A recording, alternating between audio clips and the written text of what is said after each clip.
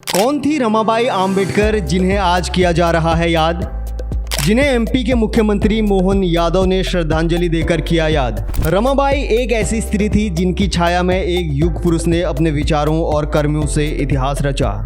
Doctor Bhimrao Ambedkar को आज पूरा देश संविधान निर्माता, समाज सुधारक और दलितों के मसीहा के रूप में जानता है, लेकिन उनके संघर्षों और उपलब्धियों के पीछे एक शांत, सहनशील और मजबूत स्त्री की अहम भूमिका रही। ये महिला रमाबाई आम्बेडकर थी। रमाबाई आम्बेडकर बाबा साहेब की जीवन संगिनी थी। उनका जीवन बचपन से ही कठिनाइयों से भरा रहा। रमाबाई के विचार, उनके त्याग और धैर्य ने उन्हें एक आदर्श नारी के तौर पर समाज के समक्ष रखा।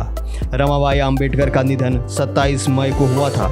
उनका नाम भले इतिहास की किताबों में ज़्यादा न लिखा गया हो, लेकिन वे एक ऐसी स्त्री थी जिनकी छाया में एक युग पुरुष ने अपने विचारों और कर्मों से इतिहास रचा।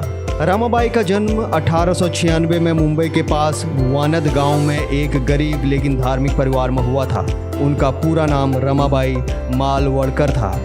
कम उम्र में ही उनके माता पिता का निधन हो गया और जीवन कठिनाइयों से भर गया।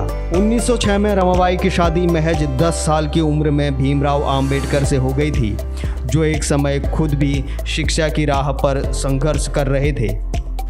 रमाबाई ने गरीबी, सामाजिक उपेक्षा और कठिन परिस्थितियों में भी डॉक्टर आम्बेडकर का पूरा साथ निभाया। जब डॉक्टर आम्बेडकर उच्च शिक्षा के लिए विदेश गए, रमाबाई ने परिवार की जिम्मेदारी अकेले निभाई। उनके 5 बच्चों में से केवल एक बेटा यशवंत ही जीवित रह पाया। इन दुखों के बावजूद उन्होंने कभी हार नहीं मानी और डॉक्टर आम्बेडकर को उनके सामाजिक कार्यों के लिए प्रेरणा देती रही।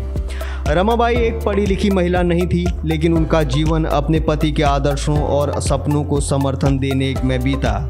डॉक्टर आम्बेडकर खुद अपनी आत्मकथा में रमाबाई को अपने संघर्षों की सबसे बड़ी ताकत मानते थे। उनका निधन 27 मई 1935 को लंबी बीमारी के बाद हुआ। उनके निधन के समय डॉक्टर आम्बेडकर ने गहरा दुख व्यक्त किया और उनके सम्मान में एक ग्रंथ रामा समर्पित किया। ब्यूरो रिपोर्ट, सत्य खबर।